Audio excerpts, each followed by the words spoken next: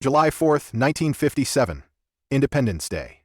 Fireworks cracked across America's night sky, but in Detroit, another explosion was quietly brewing, an engineering one. Inside Chevrolet's labs, Ed Cole and his team were finalizing something that would ignite the horsepower race like nothing before. The project wasn't a massive Hemi, nor a big Cadillac block built for luxury barges. It was smaller, lighter, and, at least on paper, more dangerous. The Chevrolet 28A3 V8 with Rochester fuel injection. In a time when most American V8 lumbered with excess weight and displacement, the 283 was a scalpel among sledgehammers. It was an evolution of the 265 small block introduced in 1955, but this time Cole and his engineers reached for aerospace technology. The breakthrough came in the form of Rochester's ramjet mechanical fuel injection. Developed by John Duntov's team, men who studied German fighter engines during the war and adapted those lessons for Detroit's boulevards. The numbers alone sent shockwaves through the industry. 283 cubic inches, 283 horsepower. For the first time in American automotive history, a mass-produced engine delivered exactly 1 horsepower per cubic inch. That figure wasn't just impressive, it was a line in the sand. Cole knew he wasn't building a motor just for the Corvette or Bel Air. He was building the foundation of a dynasty. He envisioned a compact, efficient, affordable V8 that could fit anywhere from family sedans to race cars without losing its edge. And while GM's corporate hierarchy tried to keep the project quiet, whispers leaked out. Rivals at Ford and Chrysler dismissed it as impossible, claiming the physics didn't add up. But midnight test runs proved otherwise. Imagine the scene. A frozen Michigan night, a test driver slamming a fuel-injected 283 through gears on black ice. Ford's carbureted Y-block fishtailed into the ditch. The Chevy, with its cold precision, carved the road clean. Those who witnessed it said, it wasn't just faster, it was smarter. That 1 horsepower per cubic inch figure became Chevrolet's marketing holy grail. Billboards, magazine spreads, and dealership posters screamed it to the public, daring Ford or Chrysler to match it. But beneath the flashy ads, there was real engineering genius. The cast-iron block was simple, durable, and tunable. Mechanics loved its straightforward layout, while racers adored how easily it could be coaxed for more. The ramjet injection gave instant throttle response, surgical fuel delivery, and the intoxicating whine of the injection pump a soundtrack to a new era. For the everyday buyer, this meant more than bragging rights. The 283 offered reliability without compromise. You could drive your Bel Air to church on Sunday and to the drag strip Sunday night running quarter-mile times that embarrass cars twice its price. For enthusiasts, it meant accessibility. Suddenly, performance wasn't locked away in Cadillacs or Chryslers, it was democratized. A kid with a modest paycheck could walk into a Chevy dealership and buy technology derived from fighter planes. And that was the real threat. The 283 wasn't just another engine, it was a blueprint for the future. Efficiency over brute force, precision over displacement. A small block that outthought the giants. No wonder Ford and Chrysler panicked. Yet, as history would show, that panic would turn into something darker. Backroom deals, lobbying, and corporate sabotage were already stirring. The 283 had drawn first blood in the horsepower wars, but it had also painted a target on its own back. The birth of the 283 wasn't just an engineering milestone, it was the opening act of a conspiracy. And if the world was celebrating freedom on July 4, 1957, Chevrolet was about to learn what happens when innovation threatens the establishment. By 1957, the Chevrolet 2093H3 wasn't just an engine, it was a weapon. The midnight whispers in Flint had turned into roars on racetracks from Daytona Beach to Sebring. Drivers who once leaned on Ford's Y-blocks or Chrysler's Hemis were suddenly confronted with something they hadn't expected. A compact, affordable small block that simply refused to lose. The turning point came at Daytona, when Marvin Panch and Smokey Yunick's number 98 Black Widow Chevy streaked across the sand. Powered by the 273 with Rochester fuel injection, Panch didn't just win, he dominated, humiliating Ford and Chrysler teams by margins too wide to excuse. Witnesses claimed Chrysler's team chief kicked his Hemi's tire until it bled. One Ford engineer was quoted muttering, "That Fuelie Chevy didn't just beat us, it made us look like farmers." The 283's genius wasn't brute strength, it was versatility. It didn't care whether it was strapped into a Corvette for road racing, a Bel Air for stock car ovals, or a stripped-down gasser for quarter-mile duels. The engine delivered the same lethal combination: lightweight agility, instant throttle response, and a power-to-weight ratio competitors couldn't touch. On paper, rivals still held impressive numbers. Chrysler's Firepower Hemi and Ford's 312Y block were formidable, but when the green flag dropped, those engines carried excess weight and sluggish carburetors, while the Chevy carved lines like a scalpel. The secret weapon, the fuel injection's ice-cold precision, meant launches were smoother, acceleration cleaner, and top speed higher. And then there was the Corvette. Before the 283, America's sports car was little more than a stylish boulevard cruiser, mocked by Europeans as a fiberglass toy. The 283 changed that overnight. John Fitch, a decorated war hero, piloted a fuel-injected Corvette to class victory at Sebring. Dick Thompson, the flying dentist, terrorized SCCA fields. Suddenly, the Corvette wasn't just keeping up, it was a world beater. For the average American driver, the sight of a Corvette blasting past Jaguars and Porsches wasn't just thrilling, it was liberating. Chevrolet had proven that American engineering could challenge Europe's best, not with luxury price tags, but with mass-market accessibility. A 283-powered Corvette could run the quarter mile in under 14 seconds, numbers unthinkable for its size and cost. On the street, that meant a Bel Air or Corvette could humiliate bigger, heavier machines at stoplights, spreading fear across late-night street races. Racers embraced the 283 like gospel. Drag legends such as Dino Don, Nicholson wrung every ounce from the small block and gasser wars, while stock car independents across the South discovered it could survive brutal short tracks without constant rebuilds. Hot rodders loved its tunability: bolt-on headers, hotter cams, high-flow heads. Suddenly, a factory 2083 became a monster in the right hands. And with every victory, the legend grew. But domination has consequences. By the end of 1957, Ford and Chrysler weren't just losing, they were being humiliated. The Thunderbird, Ford's answer to the Corvette, looked like a plush couch on wheels next to a fuel-injected Chevy. Chrysler's vaunted Hemis were outmaneuvered by lighter Chevrolets. In the pits and in boardrooms, panic set in. That panic would soon spill out of the racetrack and into politics.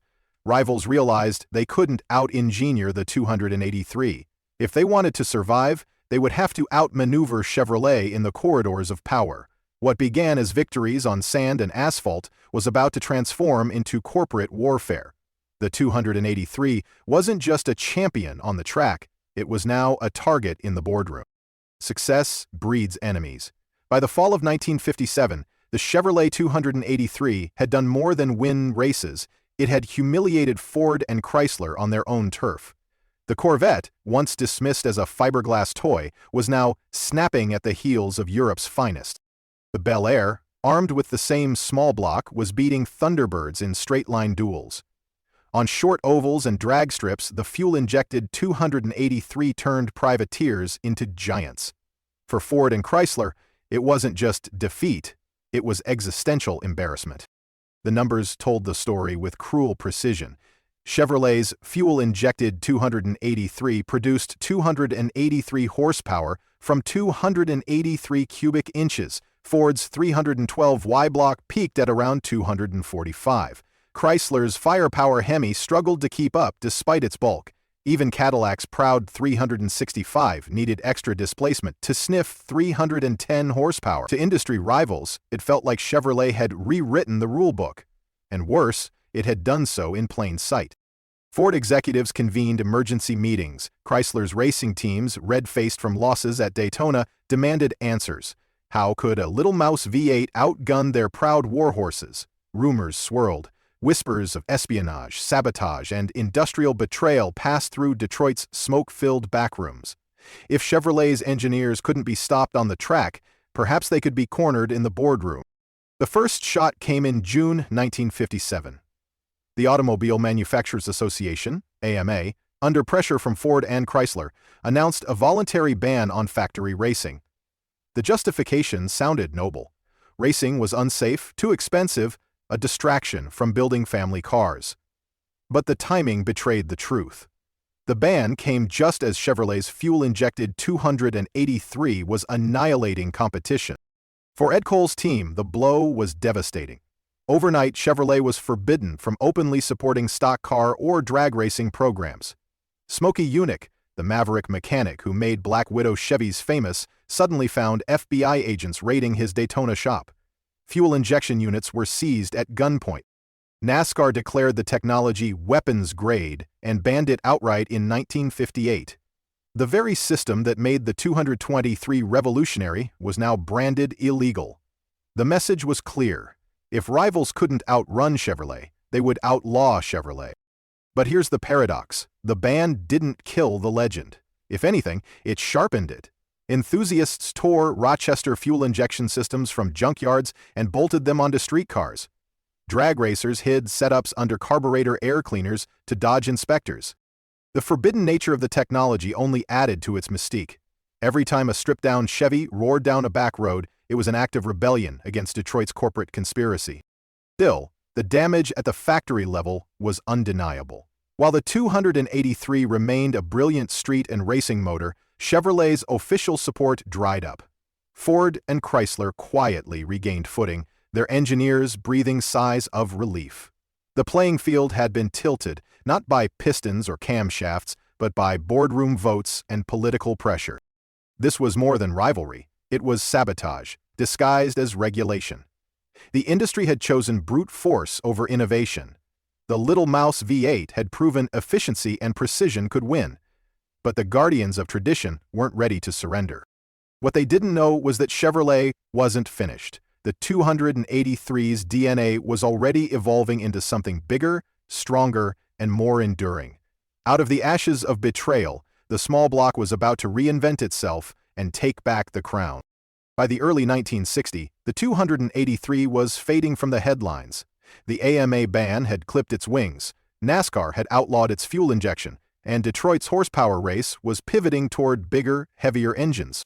Chrysler thundered with its 413 and later the 426 Hemi. Ford doubled down on cubic inches with 390S, 406S, and 427S. The market demanded raw displacement, not surgical efficiency. But buried beneath that wave of muscle was a secret few recognized at the time. The 283 had already rewritten the genetic code of Chevrolet performance. Ed Cole's vision of a compact, lightweight, modular V8 lived on in every casting and bolt pattern. The 283 had proven the small block formula worked: simple architecture, broad adaptability, easy tunability. And that meant it could evolve. In 1962, Chevrolet unveiled the 327 cubic inch small block, the direct descendant of the 283. Dropped into the brand-new Corvette Stingray, the 327 wasn't just fast, it was transformative. The Stingray could sprint from 0-60 in under 6 seconds, a figure that put Ferrari and Jaguar on notice. That performance was only possible because the groundwork had been laid by the 283. Then came 1967. Chevrolet rolled out the 350 cubic inch small block in the Camaro Z28. This was the small block, perfected a 5.7-liter V8 that delivered as much as 370 horsepower in factory trim. It became the heart of Chevrolet's muscle car lineup, powering Camaros, Chevelles, Novas, and Corvettes through the golden age of American performance. Again, the 283's DNA was unmistakable: compact, adaptable, brutally efficient. For enthusiasts, this legacy wasn't abstract. It meant that whether you owned a base model Chevy TSI or a top-trim Corvette, the soul of the 283 lived under the hood. Mechanics could swap heads, cams, and intakes across generations. Racers could build power plants that looked familiar on the outside but concealed devastating performance within. Every time a small block roared down Woodward Avenue or tore through the quarter mile, it echoed the first spark struck in 1957. The legacy stretched even further. Fast forward to 1997, when Chevrolet unveiled the LS1 V8 in the 5th-generation Corvette. Suddenly the world saw an all-new engine family. Aluminum blocks, modern fuel injection, cutting-edge reliability, but the core philosophy, compact size, high power-to-weight ratio, pushrod simplicity, was pure 283. Even the displacement felt like a nod to the past. 5.7 liters, the same as the legendary 350, itself born from the 283's blueprint. That continuity is the real genius. While Ford and Chrysler chased horsepower with brute cubic inches, Chevrolet had quietly built a dynasty. The 283 wasn't remembered as the biggest or loudest, but it was the seed from which the most successful V8 family in history grew. From the 327 Stingray to the 350 Z28, from dragstrip Novas to modern LS-powered Corvettes, the thread runs unbroken. And yet, there's a tragic beauty in this story. The 283 itself was buried under its successors, relegated to base models and pickup trucks by the late 60s. Few remembered it as the engine that first achieved the 1 horsepower per cubic inch milestone. But without it, there would have been no Stingray, no LS Revolution. The 283's victory was quiet, hidden in plain sight, passed down through generations of iron and aluminum. The rivals, who thought they killed it, never realized the truth. You can outlaw a fuel injection system, you can ban a racing program, but you can't kill an idea. And the 283's idea efficiency, adaptability, and democratized performance was already too deeply woven into Chevrolet's DNA. Its story wasn't over. If anything, the question became, how far could this lineage go, and what future did Detroit rob us of when it silenced the original? History is often written by horsepower figures and trophy counts, but the story of the Chevrolet 283 is written in absence, in the victories it could have had but never did. By 1958, its glory was already being stripped away by bans and boardroom conspiracies. Fuel injection was outlawed, NASCAR declared it too advanced, and corporate decrees muzzled Chevrolet's racing arm. On paper, the 283 was still alive, still powering Corvettes and Bel Airs, but its heart, the revolutionary Rochester Ramjet, had been cut out. The irony is brutal. The 283 had proven what no American engine had before, that efficiency could match brute force, that compactness could beat cubic inches, that precision could win over brawn. Yet these very strengths made it dangerous, not just to competitors, but to the status quo. Ford and Chrysler feared it. Executives feared antitrust scrutiny. NASCAR feared complexity. So instead of celebrating the dawn of a new era, Detroit slammed the door shut. And yet, whispers of its potential linger. Smokey Yunick once hinted that his experimental setups could have pushed the 283 beyond 283 beyond 200 miles per hour by 1960, a figure that would have shattered American racing.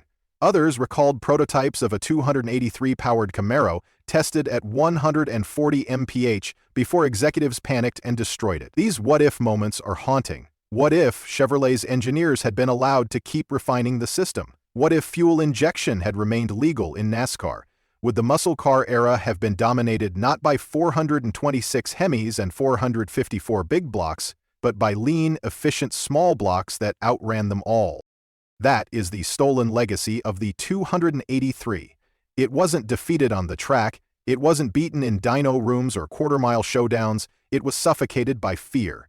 Fear of change, fear of competition, fear of a future that might have left the giants of Detroit obsolete.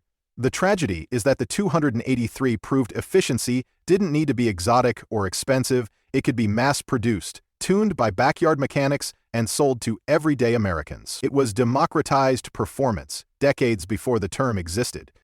And maybe that's why it lives on in myth. Ask any hot rodder about the 283, and they'll tell you it wasn't just another small block, it was the Fuelie, the sound of the injection pump whine, the instant throttle snap, the thrill of beating cars twice its size. Even as the 327 and 350 stole the spotlight, even as the LS family carried the torch into the modern era, the 283's ghost haunted them all. Because every small block victory traced back to 1957, when Chevrolet proved that 1 cubic inch could equal 1 horsepower. In the end, the 283 belongs less to corporate Chevrolet and more to the rebels, to the Smokey Yunicks, the Dyno Dons, the backyard tuners who refuse to let politics erase performance. Its true victory wasn't trophies, but inspiration. It showed a generation of builders that thinking small could win big. And that's the cruelest twist. The greatest engine of its era wasn't killed by pistons or valves. It was stopped by signatures on paper, by panic in boardrooms, by men who couldn't imagine a future where innovation trumped tradition. The 283's story ends as a cautionary tale that progress can be strangled, That brilliance can be buried, that sometimes the fastest engine in the world never gets to run at full stride. But listen closely, and you'll hear it, the faint mechanical whine of a Rochester pump, echoing down history's backroads, reminding us of what could have been. The Chevrolet 283 wasn't just an engine, it was a revolution silenced by politics. Yet its DNA lives on in every small block that followed. It proved efficiency could defeat brute force, only to be buried in fear. But legends never really die. Do you believe the 283 was the greatest small block ever built, or was its glory stolen too soon? Share your thoughts, like this video, subscribe, and ring the bell for legendary classic cars.